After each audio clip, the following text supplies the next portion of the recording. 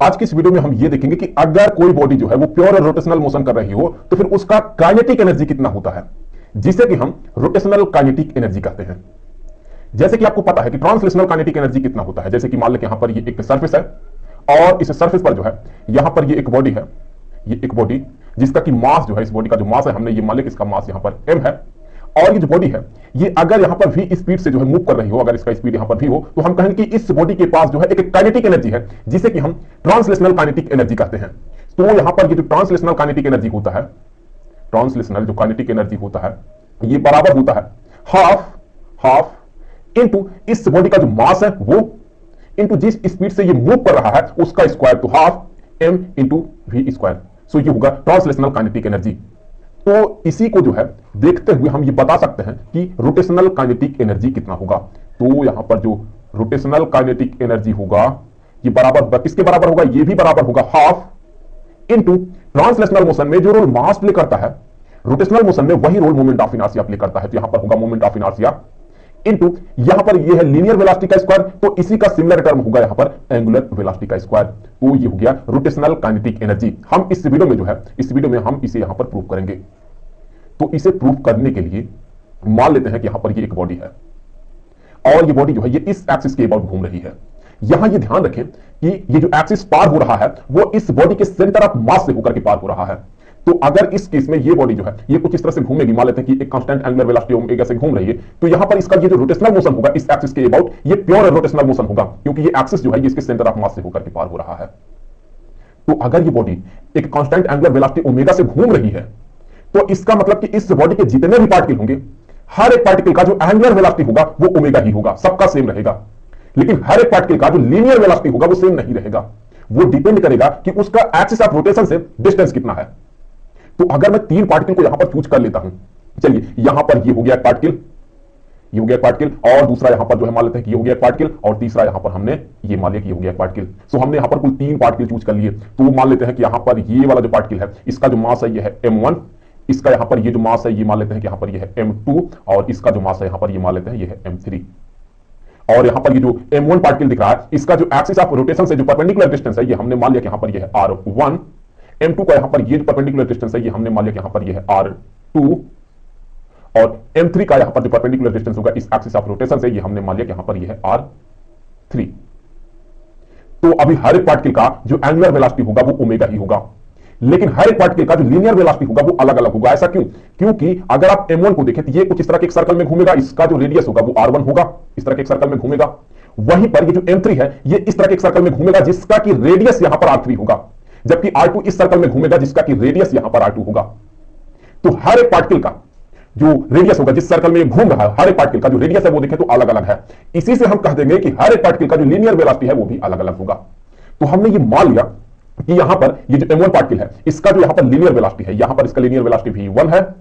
m2 का यहां पर ये जो लीनियर वेलोसिटी है ये हमने मान लिया कि यहां पर ये है v2, और m3 का यहां पर जो लीनियर वेलोसिटी होगा ये हमने मान लिया कि यहां पर ये है v3। सो यहां पर इसका ये जो लीनियर वेलोसिटी होगा यहां पर ये हो गया मान लेते हैं v3। तो यहां से हम ये कहेंगे कि अभी इसके पास, इस पार्टिकल के पास मास है m1 और इसका यहां पर स्पीड जो है वो है v1।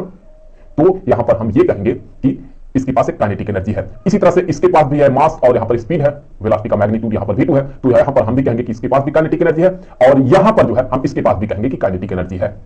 तो चलिए m1 पार्टिकल के पास जो काइनेटिक एनर्जी है इसे हमने ये मान लिया कि यहां पर इसका जो काइनेटिक एनर्जी है ये है k1। तो k1 जो कि m1 पार्टिकल का काइनेटिक एनर्जी है ये किसके बराबर होगा, ये बराबर होगा हाफ इनटू यहां पर इसका जो मास है m1 इनटू इसका जो स्पीड है उसका स्क्वायर। इसी तरह से ये जो पार्टिकल k2 होगा इसके पास भी काइनेटिक एनर्जी होगा, ये कितना होगा, ये भी होगा हाफ इनटू इसका जो मास है m2 इनटू यहां पर इसका जो वेलोसिटी का मैग्नीट्यूड है v2 स्क्वायर। और k3 के लिए अगर देखें तो ये होगा half into m3 into v3 का स्क्वायर। इस तरह से आगे जो भी पार्टिकल रहेंगे हम सबका काइनेटिक एनर्जी बता सकते हैं।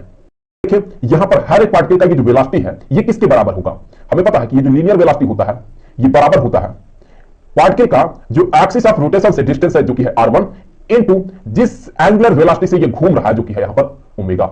इसी तरह से ये जो v2 है ये किसके बराबर हो जाएगा, ये बराबर हो जाएगा इसका जो यहां पर डिस्टेंस एक्सिस ऑफ रोटेशन से वो है r2 इनटू इसका जो एंगुलर वेलोसिटी है जो कि है यहां पर है ओमेगा, और v3 भी इसी तरह से हो जाएगा r3 इनटू ओमेगा के। तो अगर मैं v1 v2 और v3 के वैल्यू को जो है यहां पर सब्स्टिट्यूट कर देता हूं तो देखिए यही काइनेटिक एनर्जी किसके बराबर हो जाएगा। सो k1 यहां पर बराबर हो जाएगा हाफ इंटू यहां पर ये जो m1 है, v1 की जगह पर हम लिखेंगे r1 ओमेगा, तो यहां पर ये हो जाएगा r1 स्क्वायर इंटू ओमेगा के। उसी तरह से यहां पर जो k2 है ये किसके बराबर हो जाएगा, ये बराबर हो जाएगा हाफ m2, और v2 की जगह पर लिखेंगे यहां पर होगा r2 स्क्वायर ओमेगा स्क्वायर के। यहां पर ये जो दिख रहा है ये है स्क्वायर में, ये भी है। और k3 जो है यहां पर ये बराबर हो जाएगा हाफ m3, और यहां पर होगा r3 स्क्वायर और ओमेगा स्क्वायर के। इसी तरह से आगे हर एक पार्टिकल के लिए हम काइनेटिक एनर्जी जो है ये पता कर सकते हैं।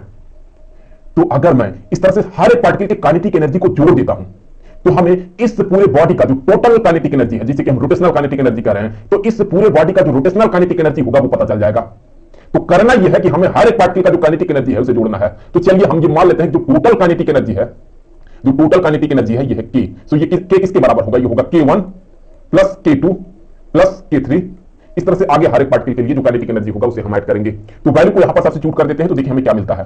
तो k1 की जगह पर हम इस वैल्यू को रखेंगे, तो यहां पर ये हो जाएगा half m1 r1 square omega square, और यहां पर होगा प्लस k2 की जगह पर हम लिखेंगे half m2 square r2 square omega square, और फिर प्लस k3 की जगह पर हम इस वैल्यू को रखेंगे, तो ये होगा half m3 r3 square omega square. इसी तरह से आगे हर एक पार्टिकल का जो काइनेटिक एनर्जी होगा उसे हम जोड़ते रहेंगे।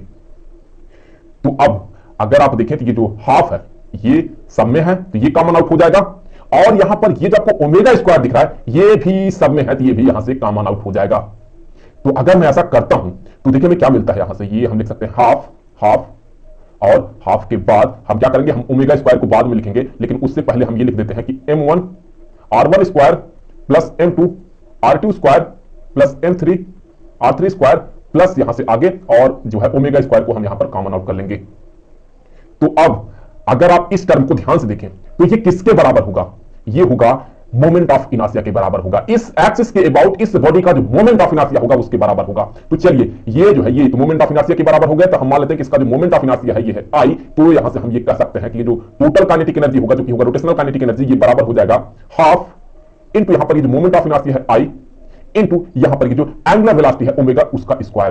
तो यहां पर ये हो गया रोटेशनल काइनेटिक एनर्जी। तो अगर आप इसे और इसे देखें तो दोनों बराबर है। तो इस तरह से हम एक बॉडी का रोटेशनल काइनेटिक एनर्जी पता करते हैं।